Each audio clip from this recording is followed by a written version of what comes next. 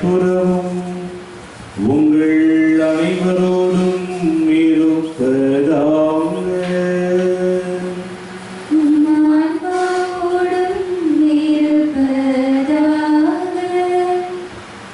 பொது காலத்தில் 27ஆம் ஞாயிறு இறைவன் நம் ஒவ்வொருவரையும் அவர் கொடுத்த வாழ்வுக்கேற்ற ஒரு வாழ்க்கையை வாழ வேண்டும் என்று இறைவன் அழைக்கின்றார். வாய்ப்புகளை நாம் பயன்படுத்திக் கொள்ள வேண்டும் என்று அழைக்கின்றார். திருப்பலியை நாம் கடவுளுடைய ஆசிரியரையும் அருளையும் பெற்றுக்கொள்ள ஒப்புக் கொடுத்து ஜெபிப்போம். இறைவன் நமது குடும்பங்களை ஆசீர்வதிக்க வேண்டும் என்று பரிசுத்த பலியிலே நன்றாடுவோம். திருப்பலியை நாம் தகுதியான விதத்தில் ஒப்புக் கொடுக்க தடையாக இருக்கின்ற நமது பாவங்களை ஏற்றுக்கொள்வோம். எல்லாம் உள்ள இறைவனிடமும் நான் பாவியின்றி ஏற்றுக்கொள்கிறேன். ஏனெனில் என் சிந்தனையாலும் சொல்லாலும் செயலாலும் கடமைகள் தவறியதாலும் பாவங்கள் பல செய்தேன். என் பாவமே என் பாவமே என் பெரும் பாவமே. ஆகையால் எப்பொழுதும் கன்னியான புனித மரியாவையும் வானதூதர் புனித அனைவரையும் சகோதர சகோதரிகளை உங்களையும் நம் இறைவனாகிய ஆண்டவரிடம் எனக்காக வேண்டிக் கொள்ள மன்றாடுகிறேன். எல்லாம் உள்ள இறைவன் நம்மை இரக்கம் வைத்து நம் பாவங்களை மன்னித்து நம்மை நிலை வாழ்வுக்கு அழைத்து செல்வாராக. Oh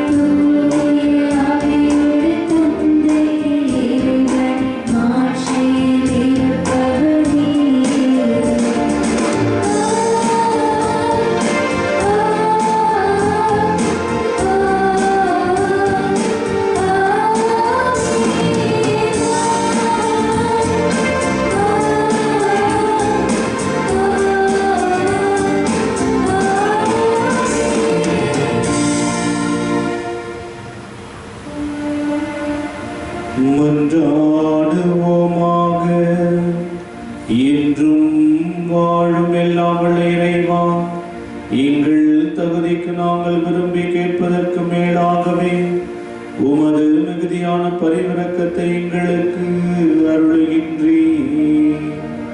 அதனால் எங்கள் மீது இரக்கத்தை பொழிந்து மனசார்ந்த அச்சங்களை போற்றி மன்னித்து நாங்கள் கேட்க தயங்கும் மன்றாட்டை நிறைவேற்றியருளும்.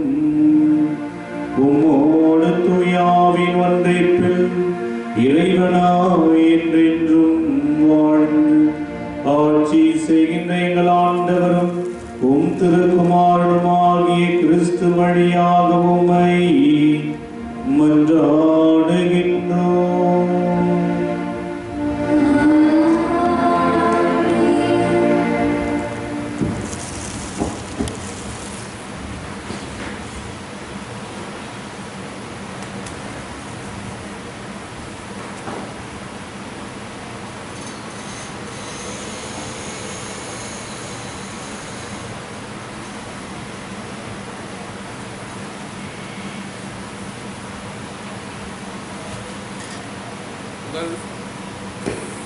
முதல் வாசகம்.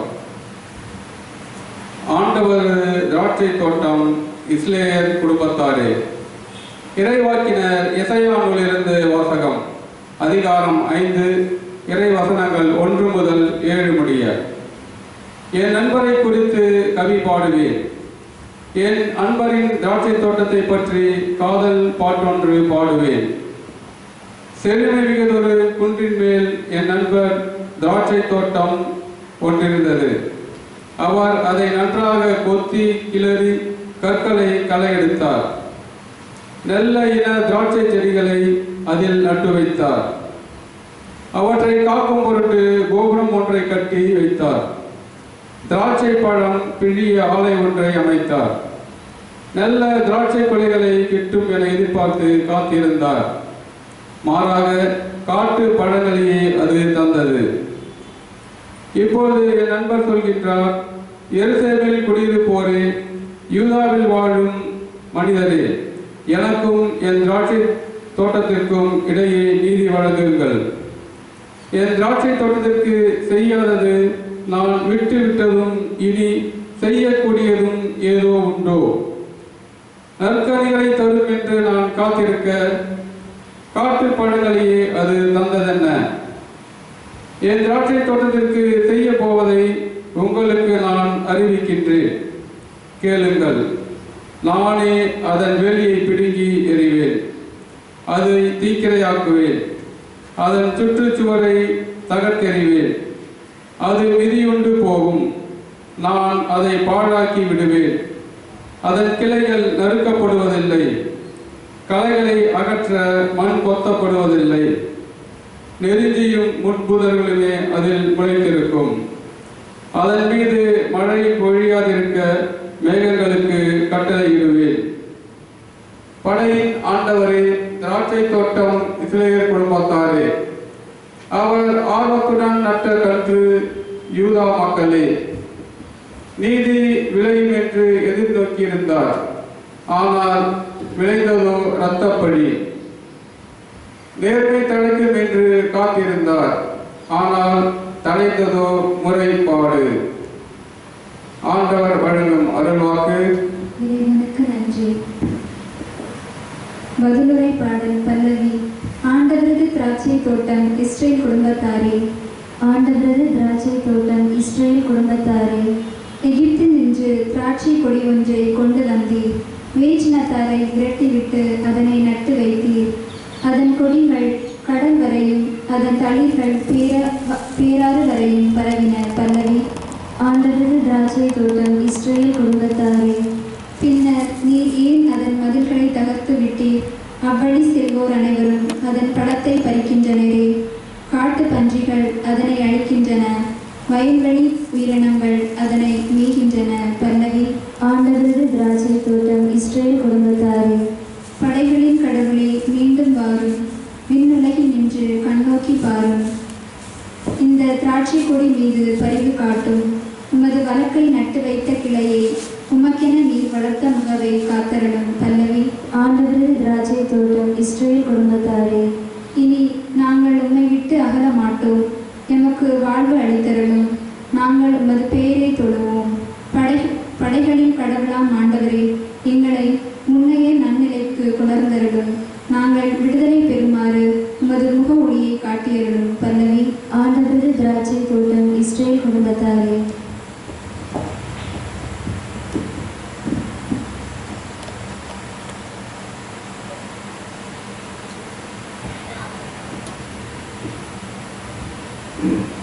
இரண்டாம் வாசகம். அமைதியை அருளும் கடவுள் உங்களோடு இருப்பார். திருத்தூதர் பவுல் பிலிப்பியருக்கு எழுதிய திருமுகத்திலிருந்து வாசகம். அதிகாரம் 4, இறை வார்த்தைகள் 6-9 முடிய. சகோதர சகோதரிகளே, எதை பற்றியும் கவலைப்பட வேண்டாம்.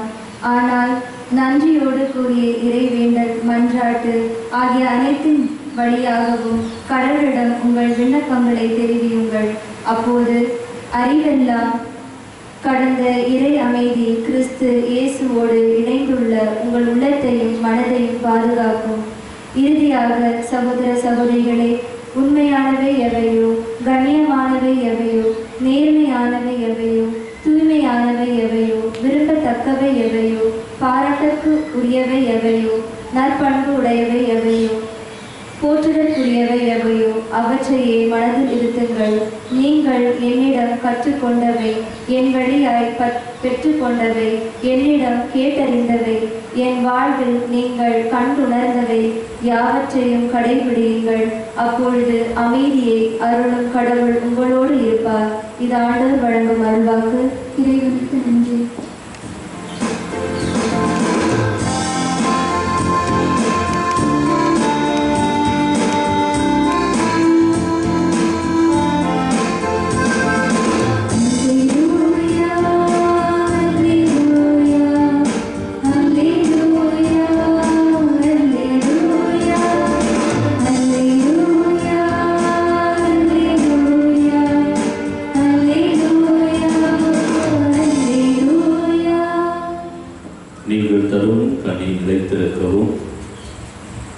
நீங்கள் கனி தரவும் உங்களை ஏற்படுத்தினேன் என்கிறார் ஆண்டவர்.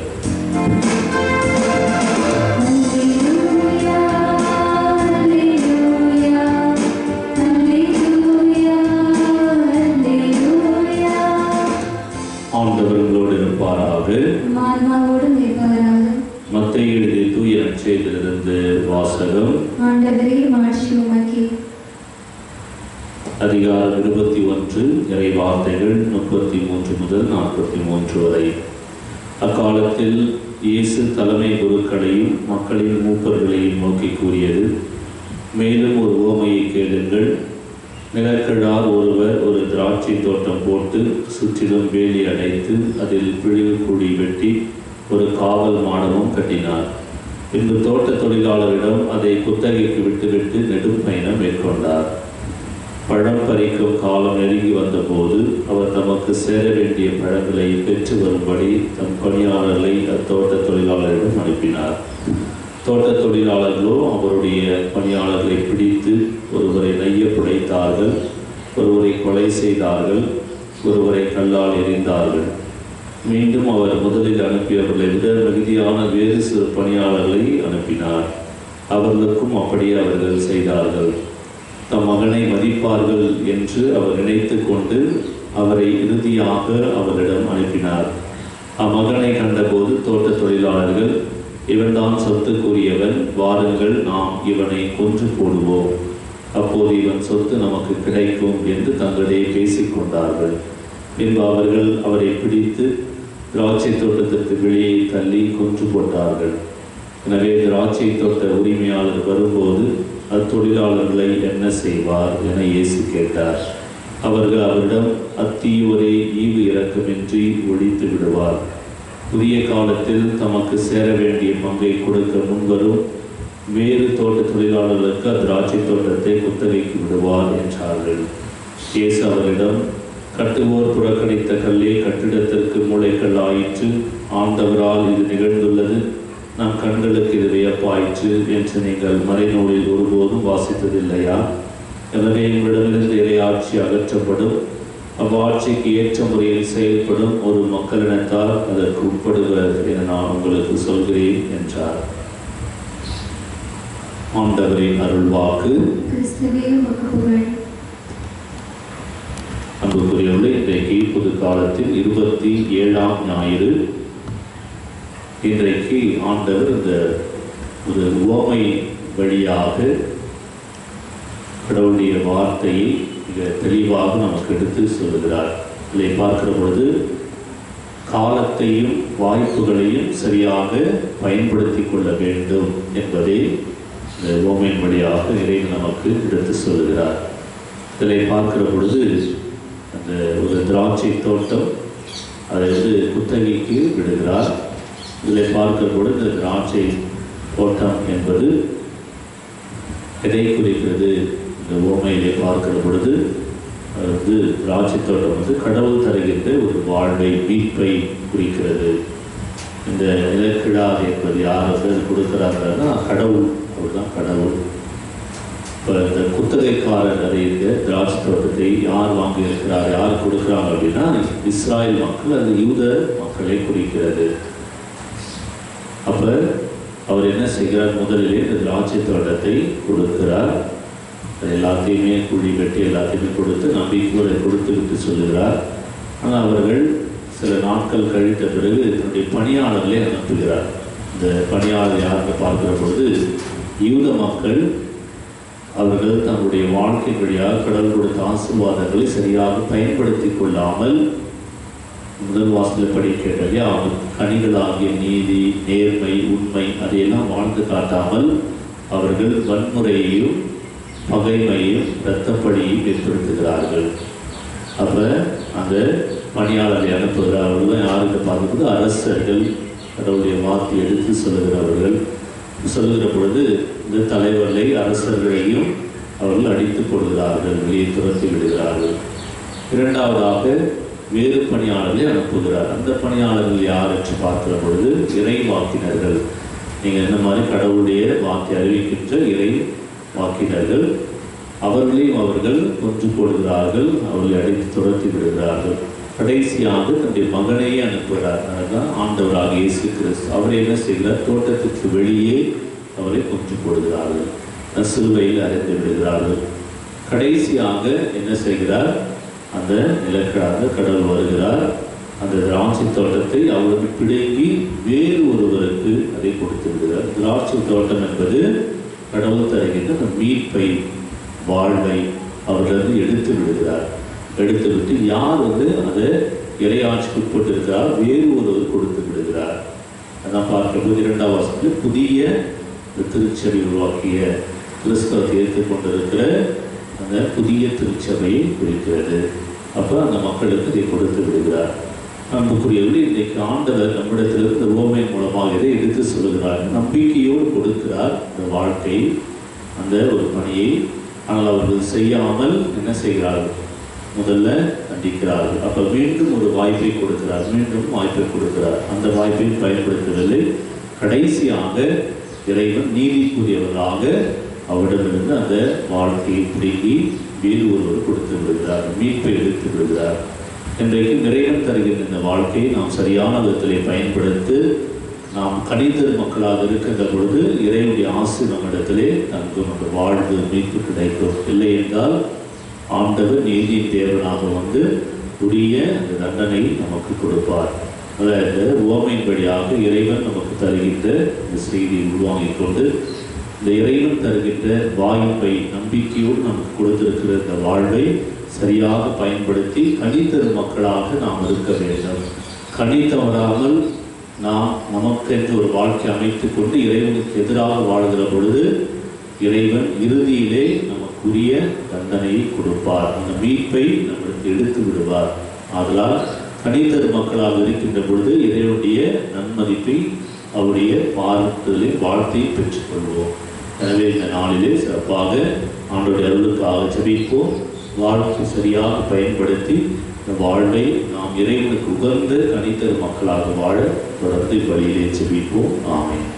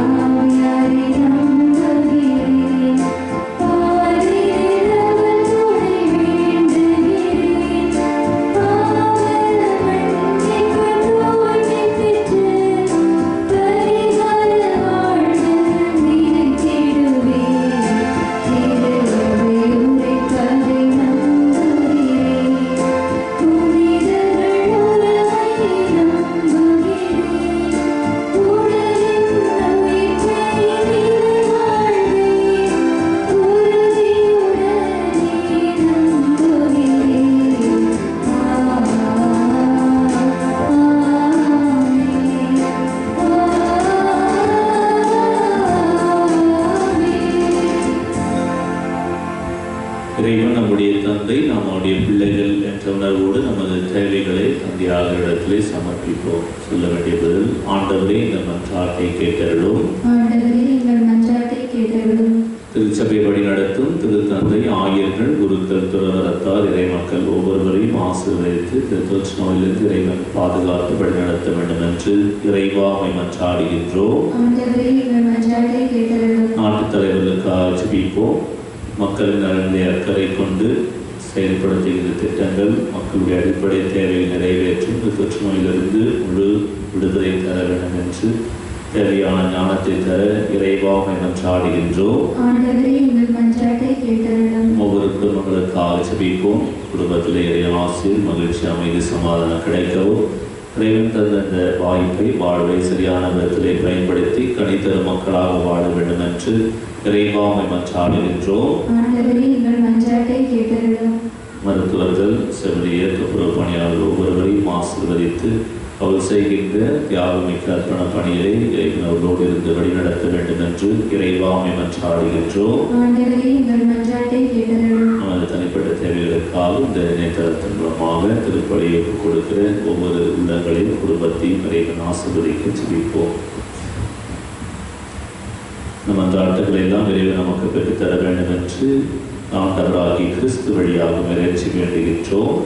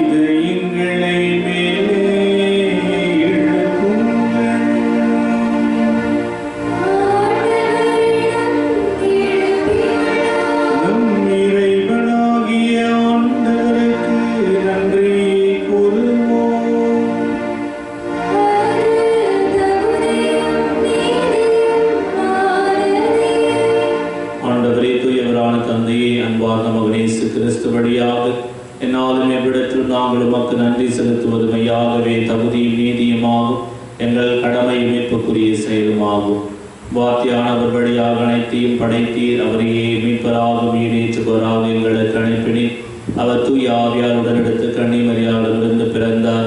உமது திருவுளத்தை நிறைவேற்றி புனித மக்களை பெற்றுத்தர தம் கைகளை விரித்து பாடுபட்டார். சாவை வென்று உயிர்ப்பை வெளிப்படுத்தினார். ஆகவே வானதூதர் புனிதர் அனைவரோடும் சேர்ந்து நாங்கள் உமது மாட்சியை புகழ்ந்துரைத்து ஒரே குரலாய் பாடுவதாவது: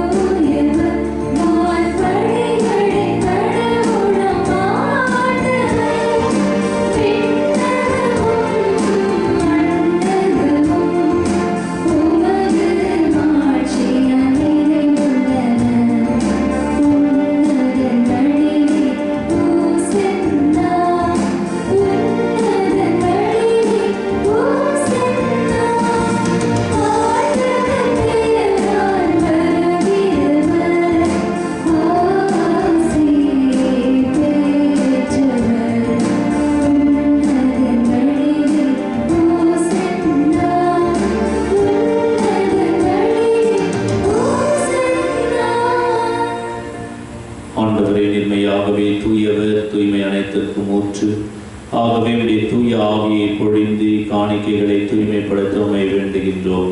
இவ்வாறு எங்கள் ஆண்டவர் இயேசு கிறிஸ்துவின் திருவுடலும் திரு ரத்தமுமாக எங்களுக்கு இவை மாறுவனவாக. அவர் பாடுபட உளம் கணிந்து தம்மை கையளித்த போது அப்பத்தை எடுத்து நன்றி செலுத்தி அதை பிட்டு தம் சீடர்களுக்கு அளித்து இயேசு கூறியதாவது: அனைவரும் இதிலிருந்து பெற்று உண்ணுங்கள், ஏனெனில் இது உங்களுக்காக கையளிக்கப்படும் என் உடல். எங்களுக்காக பலியான இயேசுவே, நாங்கள் உம்மை ஆராதிக்கிறோம்.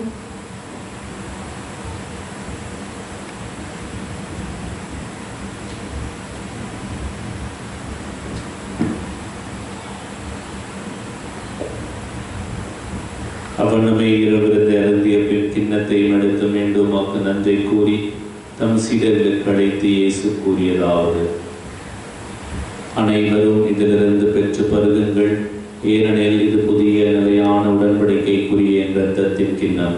இது பாவ மன்னிப்புக்கென்று உங்களுக்காகவும் பலருக்காகவும் சிந்தப்படும். இதை என் நினைவாக செய்யுங்கள். எங்களுக்காக பலியான இயேசுவே, நாங்கள் உம்மை ஆராதிக்கிறோம்.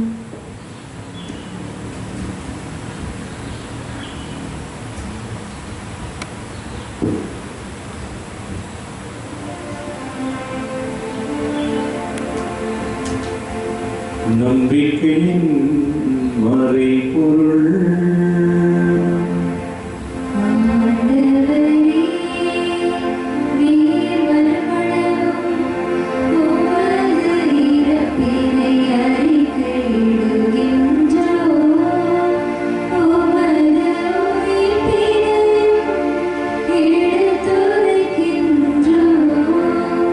ஆகவே ஆண்டவரே, நாங்கள் கிறிஸ்துவின் இறப்பினையும் உயிர்ப்பினையும் நினைவு கூர்ந்து வாழ்வு தரும் அப்பத்தையும் மீட்பளிக்கும் கிண்ணத்தையும் ஒப்பு கொடுக்கின்றோம். உம் திருமணம் என்றும் கூடிய புதிய தகுந்த வினைகளை ஏற்றுக்கொண்டு எனவே உமக்கு நன்றி செலுத்துகின்றோம்.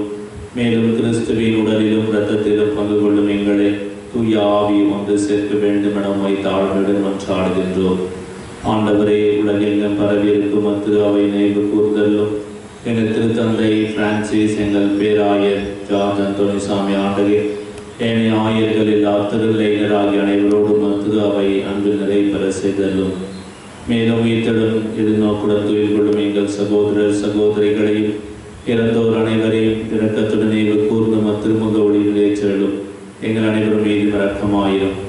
இரத்தமாக மத்தியிலே வீடு பிரசனமாக ஆண்டவரிடத்திலே செபிப்போம். நம் ஒவ்வொருவரையும் குடும்பங்களையும் ஆஸ்வதிக்க மன்றாடும்.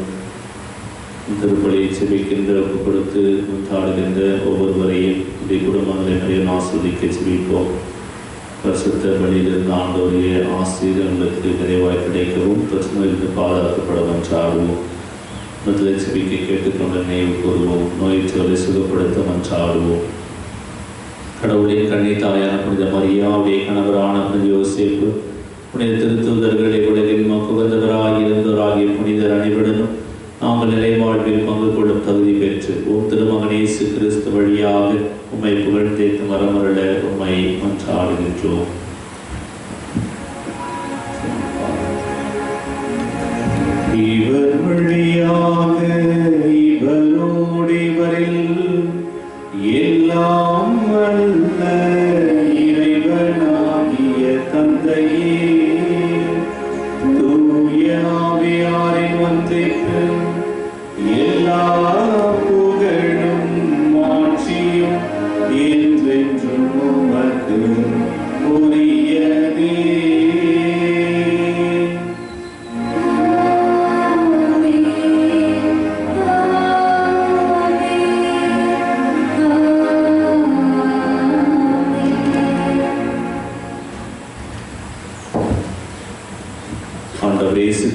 பெற்றுக் கொடுத்த வல்லமையான செல்வத்தை பக்தியோடு ஜெபிப்போம். விண்ணுலகில் இருக்கிற எங்கள் தந்தையே, உமது பெயர் தூயதென போற்ற பெறுக. உமது ஆட்சி வருக. உமது திருவுளம் விண்ணுலகில் நிறைவேறுவது போல மண்ணுலகிலும் நிறைவேறுக. எங்கள் அன்றாட உணவை இன்று எங்களுக்கு தாரும். எங்களுக்கு எதிராக குற்றம் செய்வோரை நாங்கள் மன்னிப்பது போல எங்கள் குற்றங்களை மன்னியும். எங்களை சோதனைக்கு உட்படுத்தாதையும் தீமையிலிருந்து எங்களை விடுவித்தருளும். ஆண்டவரே, தீமை அனைத்திலிருந்தும் எங்களை விடுவித்து எங்கள் வாழ்நாளில் அமைதி மகிழ்ச்சி தரவை மன்றாடுகின்றோம். உமது இரக்கத்தின் உதவியால் நாங்கள் பாவத்திலிருந்து எப்போதும் விடுதலை பெற்று யாதொரு கலக்கம் பயமின் சலமாய் இருப்போமாக. நாங்கள் எதிர்நோக்கி இருக்கும் பேரின்பதற்காகவும் எம்மைப்பராக இயேசு கிறிஸ்துவின் வருகைக்காகவும் காத்திருக்கின்றோம். ஆண்டவராக இயேசு கிறிஸ்துவே, அமைதியை உங்களுக்கு விட்டு செல்கின்றேன், என் அமைதியை உங்களுக்கு அளிக்கின்றேன் என்று திருத்துதலுக்கு முடிந்தீர். எங்கள் பாவங்களை பாராமல் உமது திரு அவையின் நம்பிக்கையை கண்ணோக்கி உமது திருவுளத்திற்கு ஏற்பதற்கு அமைதியும் ஒற்றுமை மகிழ்ச்சியும் தந்துள்ள திருவுளம் கொள்வீராக. என்றென்றும் வாழ்ந்து ஆட்சி செய்கின்றவர் நீரே. ஆண்டவர் இயேசு கிறிஸ்து தருகின்ற அமைதி உங்களோடு என்றும் இருப்பதாக. ஆண்டவராக இயேசு கிறிஸ்து தருகின்ற அமைதி ஒவ்வொருவரையும் பகிர்ந்து கொள்வோம். சமாதானம். உலகின் பாவங்களை போக்கும் இறைவனின் செம்மறியே, எங்கள் மேல் இரக்கமாயிரும். உலகின் பாவங்களை போக்கும் இறைவனின் செம்மறியே, எங்கள் மேல் இரக்கமாயிரும். உலகின் பாவங்களை போக்கும் இறைவனின் செம்மறியே, எங்களுக்கு அமைதியை அளித்தருளும்.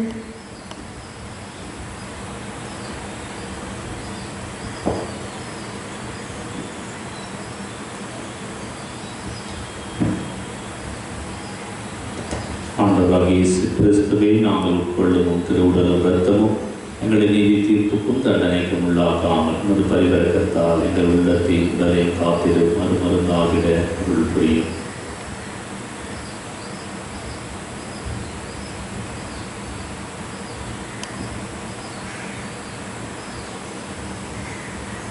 நமது ஆண்டவர் இயேசு கிறிஸ்து நாம் வாழ்வு பெற வேண்டும் என்று தனது உயிரையும் உடலையும் கொடுத்த இறைவன் நம் ஒவ்வொருவரையும் அழைக்கின்றார்.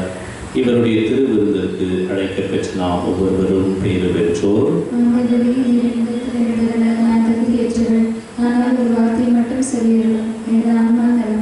கிறிஸ்துவின் திருவுடலும் திரு ரத்தமும் எங்களை காத்து நிலை வாழ்வளிப்பதாக.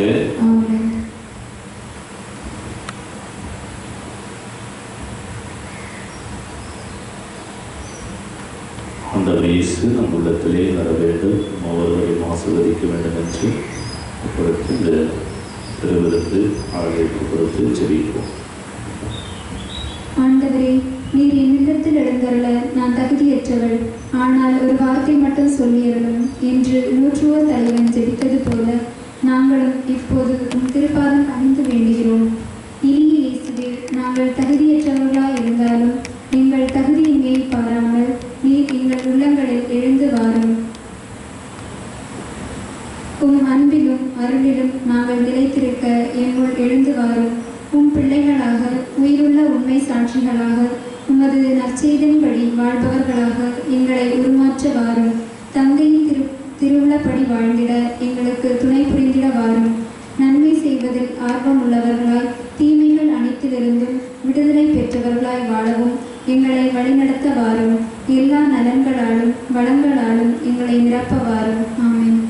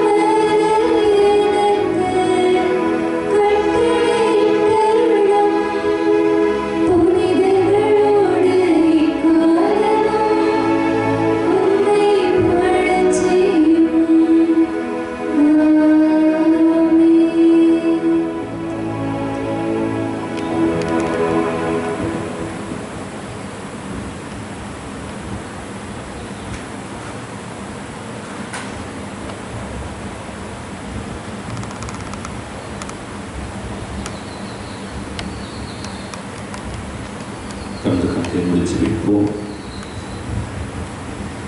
ஆண்டவர் நம்ம ஒருவரையும் ஆசீர்வதித்திருக்கிறார். பரிசுத்தபடி வழியாக நற்கருணை பிரசன்னத்தின் வழியாக ஆசீர்வதித்திருக்கிறார். நன்றி சொல்வோம். இந்த நேரம் வரைக்கும் நம்ம ஒவ்வொருவரையும் கருவணி போல பாதுகாத்து வந்திருக்கிறவருடைய மேலான இலக்கத்திற்காக நன்றி சொல்வோம்.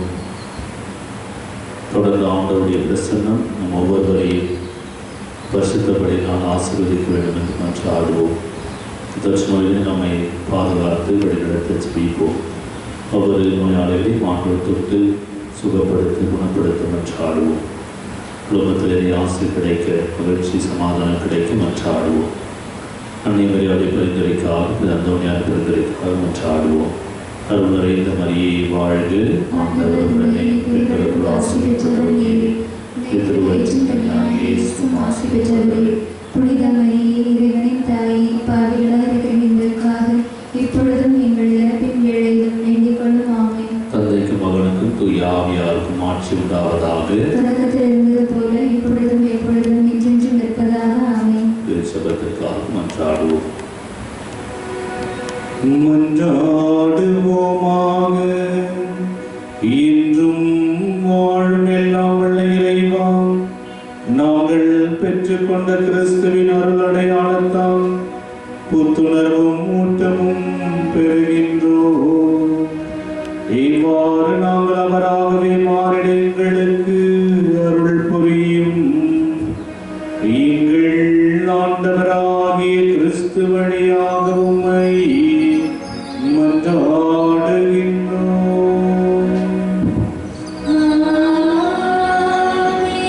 ஆண்டவர் உங்களோடு இருப்பாராக.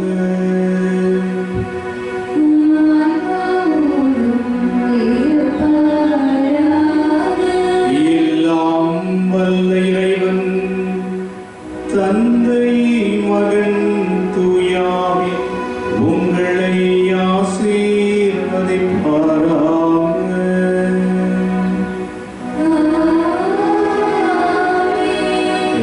விசுவாசத்தில் வாழ சென்று வாழுங்கள். திருப்பலி நிறைவேறிற்று.